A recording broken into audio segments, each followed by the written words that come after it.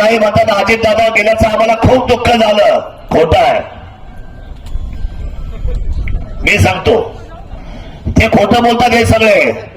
त्यांची परिस्थिती आता यांची निवडणूक लढवायला बिकट झाली आहे त्यांच्या उमेदवाराची, म्हणून अजितदादाचं नाव घेतात. हे सुद्धा मी तुम्हाला अतिशय प्रामाणिकपणे सांगतो ते खोटं बोलतायत. तुम्ही लढायला मैदानात. आमचे उमेदवार बघा, तुमची कामाची पद्धत बघा, आमच्या कामाची पद्धत बघा. 3 दिवस आम्ही सुद्धा या सगळ्या प्रक्रियेमध्ये 28, 29, 30 या तालुक्यातून पहिला पोहोचणारा माणूस, या राज्यातून पहिला पोहोचणारा आमदार मी आहे. घटनास्थळी लक्षात ठेवा. सगळं काम सोडून दिलं लागेल. त्याला माहिती आहे. शब्द देऊन लगेच गेलो. वाईट खूप वाटलं, पण ते जर लोक प्रॅक्टिकल झालेत. कोण प्रॅक्टिकल झाले?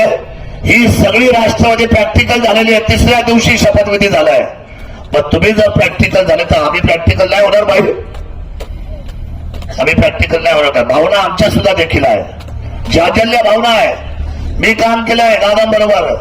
दादासारखा सोन्यासारखा माणूस महाराष्ट्राने गमावल्याचं दुःख मात्र अतिवाय आपल्या सर्वांच्या मनामध्ये. राजा माणूस गेला. सर्वसामान्य माणसाच्या असलेल्या अडचणीची चाल असलेला माणूस आमच्यातून गेला. परंतु जिल्हा परिषदेच्या निवडणुकीमध्ये लगेच भावनिक तुम्ही आव्हान करायला सुरुवात केली. याचा अर्थ असं नाही तुम्ही पुण्याला झोपायचं, वर्षातून एकदा यायचं. कोरोना झाला तुम्ही पुण्याला झोपले. कोरोनामध्ये थांबलेच नाही इथे. तुम्ही कोरोनामध्ये थांबले नाही, अडचणीमध्ये थांबले नाही, लोकांच्या गावगाड्यामध्ये नाही, कुणाच्या दुःखात नाही, कुणाच्या लग्नात नाही, कुणाच्या पूजेत नाही. आणि मग तुम्ही कशातच नाही. तुम्हाला दुःख दादांपेक्षाही तुमचं काय होणार आता, हे दुःख फार मोठं झालंय. आणि मी प्रखरपणे आज का बोललो? प्रत्येक जण मनामध्ये अशी भीती बाळगून होता. मी आपल्याला सांगतो, राजकारणामध्ये भावना ठेवणारं हे पवार परिवाराने सिद्ध करून दाखवलं की भावनेपेक्षा कर्तव्याला महत्व आहे. आणि मग शिवसेना तीच आहे. हिंदू हृदय सम्राट बाळासाहेब ठाकरेंची 80% समाजकारण आणि 20% राजकारण. या राजकारणाच्या भूमिकेला आम्हाला सामोरं जावंच लागेल. पण मी आपल्याला प्रामाणिकपणे सांगतो, आदरणीय दादा पालकमंत्री जे होते पुणे जिल्ह्याचे, असा या लाजवाब पालकमंत्री आजपर्यंत पुणे जिल्ह्यामध्ये कधीच झाला नाही. हे सुद्धा आम्ही जाहीरपणे सांगणारी शिवसेना आहे. ज्यांचं कर्तृत्व होतं त्यांचं कर्तृत्व आम्ही मान्य केलेलं आहे. त्याच्या कर्तृत्वाला आमचा सलामच आहे. त्यामुळे या निवडणुकीला भावनिक न करता अतिशय जबाबदारीने उद्याच्या 5 वर्षाची ही खुर्ची आहे.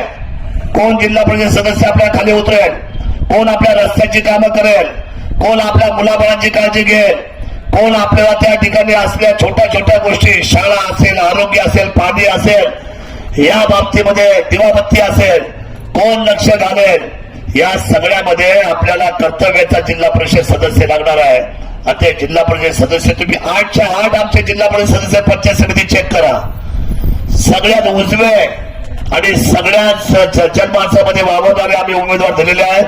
त्यामुळे मला विनंती आहे माझ्या तमाम मायबाप जनतेला, बोरीकरांना, कारण बोरी हा बाले किल्ला आहे भाई. 2014ला मला इथं प्रचंड लीड, 2019ला सुद्धा प्रचंड लीड, आणि 2024ला देखील या लोकांनी प्रचंड लीड दिलेला आहे. बोरीचा झेंडा हा नेमकी वरती राहणार आहे. या लक्षात ठेवा. या निवडणुकीमध्ये हा भगवा आणि हिंदवी स्वराज्याचा झेंडा आहे. हा 100% कर्तव्याला आणि कर्तृत्वाला साथ देईल अशा पद्धतीची भावना आमच्या सगळ्यांची आहे. मी आधीच काही बोलणार नाही, उशीर होत चाललाय. आपल्या सर्वांनी भावना त्या ठिकाणी मांडलेल्या आहेत.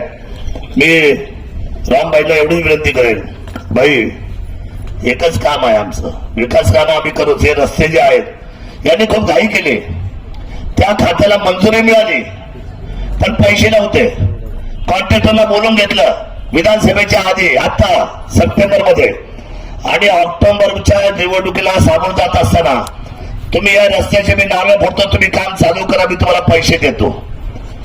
कॉन्ट्रॅक्टरनी त्यांच्या म्हणण्यावर कुदळ मारली, भूमिपूजन केलं, रस्ते खोदले. धुरवडची तीच परिस्थिती, बोरूची हीच परिस्थिती. सगळ्या ठिकाणचे रस्ते खोदून ठेवले, पैसेच नाही. आता त्या दिवशी आमचा डायलॉग झाला आदरणीय मुख्यमंत्री साहेबांबरोबर, आणि त्यांनी या सगळ्या गोष्टीला रिलीज केलेलं आहे. आता 1 महिन्यामध्ये तुमची सगळी कामं चालू होतील आणि कामं दर्जेदार करून द्यायची जबाबदारी आमदार शरद सोमवंशी राहील हे आपल्याला अतिशय विनम्रपणे मी सांगतो. सुनील म्हटलं की आमच्या चारी बाजूचे रस्ते करा. रस्ते केलेच होते ना चारी बाजूचे एका वेळेला का नव्हते केले? बघा जामोद फाट्यापासून तर थेट बोरीपर्यंत आणि बोरीपासून तर थेट बेल्लापर्यंत 75 वर्षामध्ये जामोद फाट्यापासून साळवाडी बोरी मार्गे बेल्ल्याचा वर स्ट्रोक रस्ता करणारा मी पहिला आमदार आहे या 75 वर्षामध्ये. केला का नाही केलं? त्याच्यानंतर दुसरा रस्ता मी सांगतो, आळ्याचा रस्ता तुमचा बेल्ल्या आळ्यापासून तर बोरीपर्यंत वर स्ट्रोक शिवाय सुपर रस्ता झाला. हे रस्ते रुंदीकरणामध्ये या लोकांनी आता वाढवायचा प्रयत्न केला आणि त्याच्यामध्ये पैसा नसल्या कारणामुळे या सगळ्या लोकांना हा लापेटला सहन करावं लागलं. तो पूल पडला साळवाडीचा. साळवाडीच्या पुलाची इतकी अवस्था वाईट होती आमच्या की इतकं लांबून जायला लागायचं आळ्या फाट्यावरून. मी किती तास बसावा मुख्यमंत्र्यांच्या दालनामध्ये? किती तास बसलो असेल मी? 14 तास. 24 तासापैकी अरे म्हटले बाबा सकाळी आल्या तर जा ना घरी. म्हटलं जाऊ शकत नाही. म्हटले काय?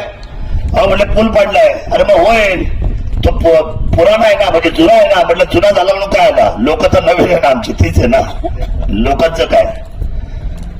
मी त्यांना विनंती केली, म्हटले तुम्ही याच्यावर सही करा, मला बोलवून घ्या, चंद्रकांतला सांगा. म्हटलं फार हट्टी आमदार आहे. म्हटलं साहेब छत्रपती शिवरायांच्या भूमीतला आमदार आहे, सही करा. आणि देवेंद्रला पण मी मान्य करतो की त्यांनी आपली सगळी कामं केली. एकनाथ भाईंनी सुद्धा आपले खूप लाड केले. आयुष्यभर कामाची माणसंही 0 मिनिटामध्ये सही केली. आणि ह्या व्यक्तिमत्वाने आपल्याला त्यावेळेला 2 कोटी रुपयातून दुरुस्तीचा पूल 3 महिन्याच्या आतमध्ये उभा केला. ही सुद्धा साळवाडी आणि बोरीकरला संभाजीची वस्तुस्थिती आपल्याला माहिती आहे काय झाली ती. त्यामुळे मी आधीच काय बोलणार नाही. विकास कामं करणं ही शिवसेनेची प्रतियोगिता आहे. शिवसेना ही काम करण्यामध्ये नेहमी उज्ज्वल आहे. बाबूराव पाटील इथं बसलेले आहेत. बाबूरावांच्या धर्मपत्नी आज त्या ठिकाणी उभ्या आहेत. मला हिवरेकर इथं बसलेत. तुम्ही सर्वांनी शब्द दिलाय, हिवरे असेल मांजरवाडी असेल, एक हाती मतदान आपल्या गावांमधून करा. त्याचं कारण असं आहे की अशा पद्धतीच्या उमेदवाऱ्या या विरोधकांना चपराक आहे. बाबूरावांसाठी ठीक आहे, बिगर कामाची माझा झट्टात त्यांना त्रास दिला, पण मात्र सर्वसामान्य चंद्रा मात्र त्यांना यशस्वी उंचवून नेल्याशिवाय राहणार नाही. हा विश्वास माझा तुमच्यावर आहे आणि त्या विश्वासात तुम्ही पात्र राहाल अशी अपेक्षा व्यक्त करतो. येडगाव सुद्धा आपला बाल्य किल्ला, येडगावची काळजी नाही.